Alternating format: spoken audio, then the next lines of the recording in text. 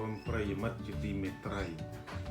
ខ្ញុំមានសេចក្តីបៃតេសមនោរីករាយយ៉ាងក្រៃលែងសារដែលបានបងប្អូនយើងទាំងអស់គ្នាចូលមកមើល channel របស់ខ្ញុំ USKK Share ហ្នឹងណាចឹងមុននឹងចូលប្រធានបទក៏សូម Sub មួយមកហើយ Subscribe ផងហើយនឹងកុំភ្លេច click bell ឬទៅពើងមួយដើម្បីទទួលបាននៅខ្សែវីដេអូថ្មីទៀតឥឡូវ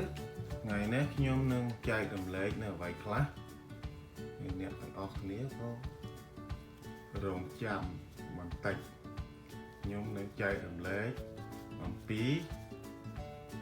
វត្ថុដែលរស់នៅក្នុង USA តើគេធ្វើយ៉ាងម៉េចខ្លះអញ្ចឹងតោះនាំគ្នាទាំងអស់គ្នាទៅទាំងអស់បងប្អូនយើងទាំងអស់គ្នាឃើញនៅក្នុងកញ្ច្រែងនេះជាអ្វីខ្លះយើងមើលឃើញទេណាបងប្អូនទាំងអស់គ្នាស្គាល់ទេកញ្ច្រែងនេះមានស្អីខ្លះមានដូចជាស្ពៃក្តោបមានស្ពៃក្តោបមានមីសួរមានអាំងញៀនមានសាច់ហើយមានអីទៀតមានអីទៀតហើយក៏ដាក់នៅក្នុងកញ្ច្រែងនេះហើយយើងឆាវាទៅទុកសម្រស់ទឹកទៅហើយបន្ទាប់មកឥឡូវយើងនាំគ្នាទៅមើលអ្វី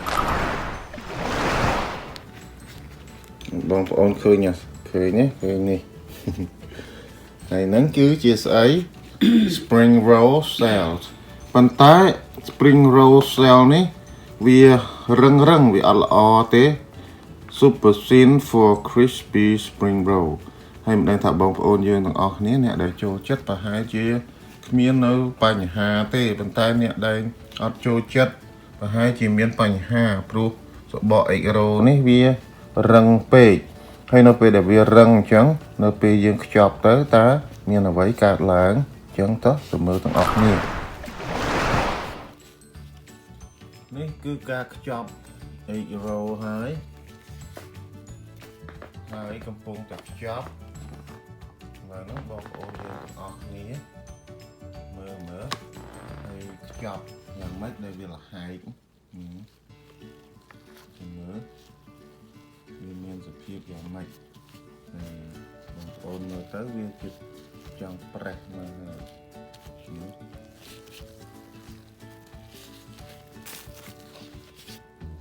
ហើយវាមានការលំបាកវាបែកវាប្រេះហ្នឹងហើយឥឡូវ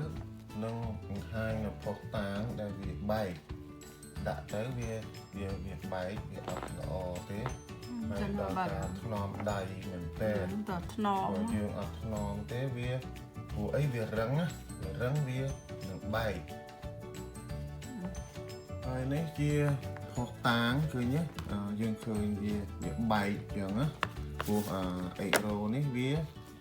សបកវារឹងបើបងប្អូនយើងទាំងអស់គ្នាដឹងហើយគឺម៉ាកហ្នឹងក៏មកប្រើប្រាស់ពីណាមួយទៀតឥឡូវសួរអ្នកមានប័ណ្ណពិសោធន៍តើម៉ាកណាល្អជួយបង្ហាញគេតិចមើលលោកខ្លាចនៅម៉ាកណាល្អពួកខ្ញុំគ្រាន់តែជាអ្នកបង្ហាញទេនេះគឺម៉ាកនេះគឺល្អវាទន់ស្រួលមូល Spring Home ណាហើយម៉ាកមួយនេះវារឹងណាស្ដេចបងប្អូនជួយចិត្តម៉ាកណាឬវាជួយចិត្តម៉ាកនេះខ្ញុំជួយចិត្តអាម៉ាកនេះល្អជាងព្រោះអាម៉ាកនេះយកមកសាកមើលវារឹងណាមូទៅវាប្រេះវាល្ហែកតើយើងថ្នមហើយឥឡូវ Spring Roll ហ្នឹងគេធ្វើមិនខ្លះ Spring Roll បងប្អូនគ្រប់គ្នាចេះធ្វើហើយគាត់ណាយកស្ពៃក្តោបខ្ទឹមបារាំងសាច់ជ្រូកឬក៏សាច់មាន់សាច់គោអីហ្នឹងស្ដេចបងប្អូនចំណូលទេយកមកឆាហើយឆាជាមួយគ្នាហ្នឹងទៅយើងសម្រស់ទឹកឲ្យវាស្រស់ទៅបានយកមកមូទៅបើវាអត់បែកទុកឲ្យវាត្រជាក់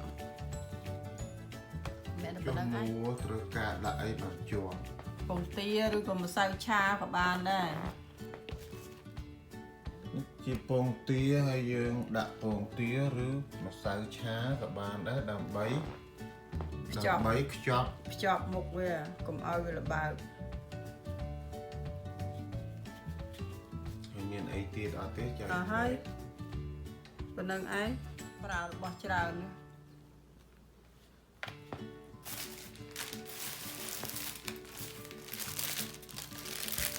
ជាអេករ៉ូដែលបានខ្ចប់រួចហើយប៉ុន្តែដូចបានខ្ញុំប្រាប់អញ្ចឹងគឺវាបែកមានការបែកនេះមួយនេះអត់បែកទេអានេះវាប្រើអាមួយនេះប្រើម៉ាក់នេះមកជួហ្នឹងគឺយើងប្រើម៉ាក់នេះគឺវាអត់បែកទេបើសិនជាម៉ាក់ប្រើម៉ាក់មុនដែលខ្ញុំបានបង្ហាញហ្នឹងគឺម៉ាក់ហ្នឹងមួយនេះម៉ាក់នេះយើងដាក់ទៅគឺបែកម៉ាក់របៀបនេះគឺវារឹងណារឹងយើងខ្ចប់ទៅវាស្រួយដូចជាបាយកកអញ្ចឹងវានាំឲ្យបែកហើយបើសិនជាយើងតើអ្នកចេះវិចទៅថ្នមដៃទៅវាអត់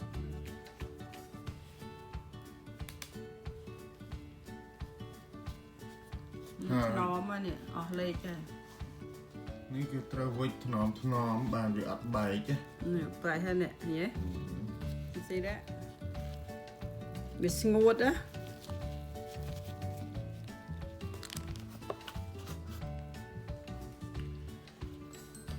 បើកាលណាបែកហើយត្រូវដាក់ស្រទាប់ទី2គឺយើងដែលកតុយវារៀងចាក់តកៅហ្នឹងដើម្បីគ្របវាកុំឲ្យវាលេចចេញមកបើកាលណាវាលេចចេញមកបើយើងបើសិនជាយើងដាក់នៅអេករ៉ូហ្នឹងយើងរឹតវាអត់តឹងទេវានឹងចូលខ្លាញ់ច្រើនពេកវាអត់ឆ្ងាញ់ណាហើយនេះគឺជាលទ្ធផលនៃម៉ាក់ Spring Roll Cell ហ្នឹងហើយមួយទៀតគឺជាម៉ាក់នេះដែលវាមានភាពប្រព្រឹត្តទៅរលូនល្អហើយប្រព្រឹត្តទៅវាទន់គឺវាអត់បែកទេគឺវាស្វិតណាបងប្អូនមើលទៅគឺម៉ាក់នេះយ៉ាង TYJ Spring Roll Pantry Spring Roll Home វាមើលទៅវាមានម៉ាក់វាគឺខុសគ្នាគឺយើងក្នុងការចំណាំហើយម៉ាក់មួយនេះគឺជាម៉ាក់អត់ល្អហើយម៉ាក់មួយនេះទៀតគឺជាប្រភេទនៃម៉ាក់ដែលវាល្អចឹងថ្ងៃនេះមិនមានអីទេបងប្អូនយើងទាំងអស់គ្នាក៏ចែករំលែកការបទពិសោធន៍ក្នុងការធ្វើអេករ៉ូតែពួកខ្ញុំជាអ្នកធ្វើអេករ៉ូហើយនៅហ្នឹងក៏បានចែករំលែកបងប្អូនយើងទាំងអស់គ្នាមើលកំសាន្តនៅក្នុងការរុំនៅអេករ៉ូនៅក្នុងសហរដ្ឋអាមេរិកគឺយើងមិនបាច់ទៅដើម្បីធ្វើជាសម្បកអេករ៉ូទេគឺយើងធ្វើមានស្រាប់គឺយើងទៅទិញពីផ្សារមកហើយមានរ៉ាត់គ្រឿងលាយគឺហើយនឹងស្ពៃក្តោបខ្ទឹមបារាំងស្រេចបងប្អូនចូលចិត្តដាក់ខ្ទឹមបារាំងក៏ដាក់ទៅហើយចូលចិត្តដាក់ស្លឹកខ្ទឹមក៏ដាក់ទៅហើយមីសួរសាច់ចំណងចំណូលសាច់មាន់ក៏បានសាច់ជ្រូកក៏បានសាច់គោក៏បានលេជ្រឹមកាន់តែប្រសើរល្អចឹងមានតែប៉ុណ្្នឹងឯងតែប៉ុណ្្នឹងឯងហើយយកដាក់ខ្លាញ់ចៀនមិនខ្លាញ់ដាក់ឲ្យក្តៅល្មមទៅចៀនវាក៏មិនបខំភ្លើងដល់បខំភ្លើងវាខ្លោចវាឆាប់ខ្លោចដាក់ឲ្យល្មមឲ្យកដាលទៅវាចៀនប្រហែល10នាទីទៅវាស្រួយប៉ុណ្្នឹងឯងនេះអេករ៉ូគឺធ្វើបានរួចស្រេចបាច់អស់ហើយគឺការខ្ចប់ការវិចនៅនេះអ្នកខ្ចប់អ្នកវិចបានធ្វើជោគជ័យជាស្ថាពរ birthday party នេះសម្រាប់ birthday party របស់ក្មួយយ៉ាងមែនខ្ញុំក៏សូមថ្លែងអំណរគុណដល់បងប្អូនយើងទាំងអស់គ្នាដែលជាប្រិយមិត្តបានមកទស្សនារក channel របស់ខ្ញុំជា AKK Share ហើយក៏សូមសំណូមពរស្នើសុំបងប្អូនយើងទាំងអស់គ្នាបើគិតថា channel របស់ខ្ញុំគឺគួរឲ្យមានការចាប់អារម្មណ៍ចូលចិត្តក៏សូមជួយ subscribe មួយមកហើយនឹងក៏សូមជួយ click bell មួយមកដើម្បីទទួលបាននៅខ្សែវីដេអូដែលមាន content 4យ៉ាងគឺប្រធានបទ4គឺទី1 អំពីការបទពិសោធន៍ចែករំលែកបទពិសោធន៍ទី2គឺយើងមានបទចម្រៀងដោយផ្ទាល់ខ្លួនហើយទី3ជីវិតប្រចាំថ្ងៃហើយនឹងទី4និយាយដើម្បីនៅកម្លាំងចិត្តអញ្ចឹងក៏សូមថ្លែងអំណរគុណម្ដងទៀតអរគុណច្រើនហើយកុំភ្លេចជួយ Subscribe មួយមកហើយ click bell ផងនឹង click bell ហើយនឹងបានទទួលនៅខ្សែវីដេអូថ្មីៗដែលខ្ញុំបានបង្កើតឡើងនិងផុសចូលទៅក្នុង YouTube អញ្ចឹងក៏សូមអរគុណបងប្អូនយើងទាំងអស់គ្នានឹងជួបគ្នានៅខ្សែវីដេអូថ្មីទៀតអញ្ចឹងបាយបាយសប្បាយណា